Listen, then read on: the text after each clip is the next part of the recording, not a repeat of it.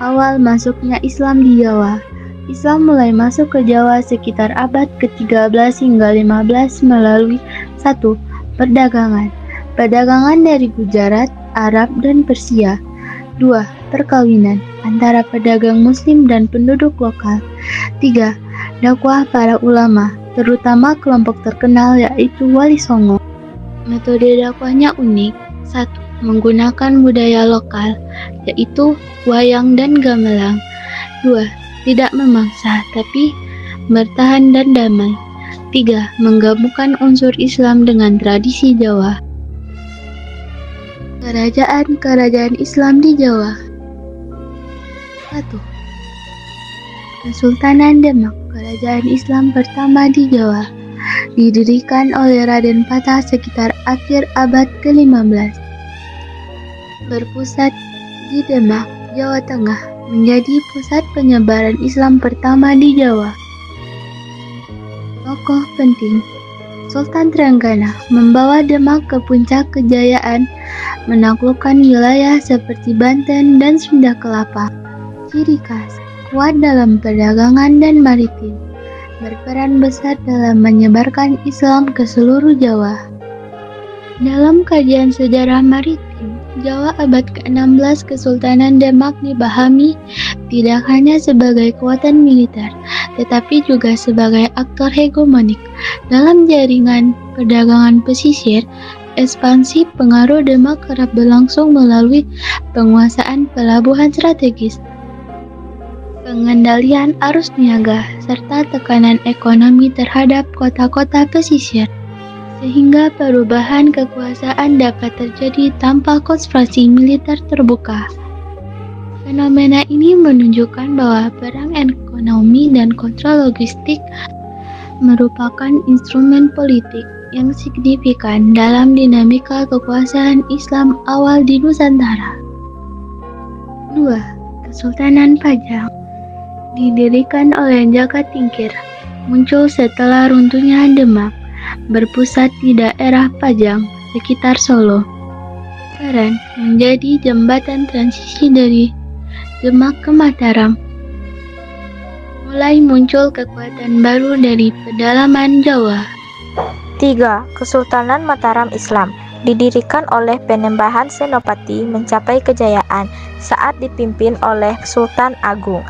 Ciri penting, berbasis agraris, pertanian, bukan maritim, menggabungkan budaya Jawa dan Islam, pernah menyerang Batavia yang dikuasai oleh VOC.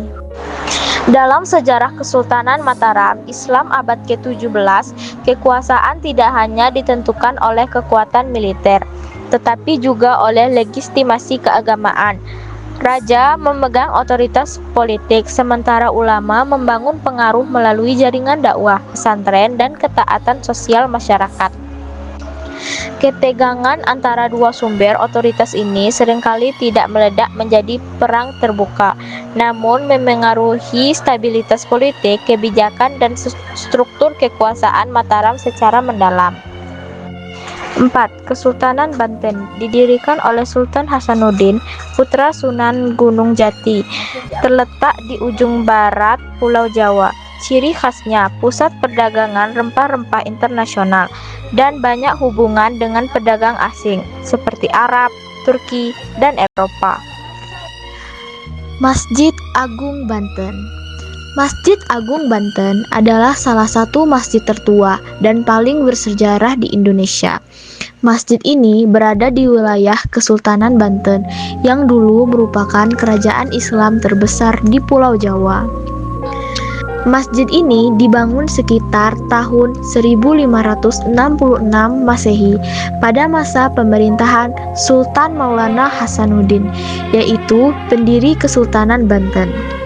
Beliau adalah putra dari Sunan Gunung Jati, salah satu tokoh penting dalam penyebaran agama Islam di Jawa.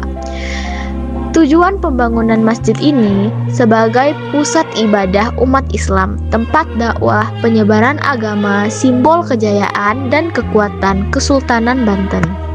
Ciri umum kerajaan Islam di Jawa. Sistem pemerintahannya berbentuk kesultanan. Raja disebut sultan, menggunakan hukum Islam, syariat, sebagian tetapi tetap dipadukan dengan adat Jawa. Budaya tetap kental, tradisi sekaten, gerebek, wayang bernuansa Islam. Tradisi sekaten adalah perayaan budaya dan keagamaan yang biasanya digelar di daerah seperti Yogyakarta dan Surakarta. Untuk memperingati kelahiran Nabi Muhammad, kegiatan cukup beragam, berpaduan antara ritual Islam dan budaya Jawa. Ada 5 hal utama yang dilakukan saat sekaten. 1. Menabuh gamelan sekaten. 2. Kegiatan di masjid, pengajian dan ibadah. 3. Pasar malam sekaten. 4. Bebek maulud, puncak acara. Saat acara ini dilangsungkan, masyarakat berebut isi gunungan karena dipercaya membawa berkah. 5. Profesi keraton menunjukkan tradisi dan tata cara kerajaan Jawa yang masih dilestarikan. Intinya, sekaten bukan cuma acara hiburan, tapi juga punya makna religi, sejarah, dan budaya yang kuat, gabungan dakwah Islam dan tradisi Jawa. Dampak kerajaan Islam di Jawa. 1. Penyebaran agama Islam secara luas. 2. Perubahan sistem sosial dan budaya. 3. Munculnya pusat-pusat perdagangan baru. 4. Perpaduan budaya Jawa dan Islam, sinkretisme.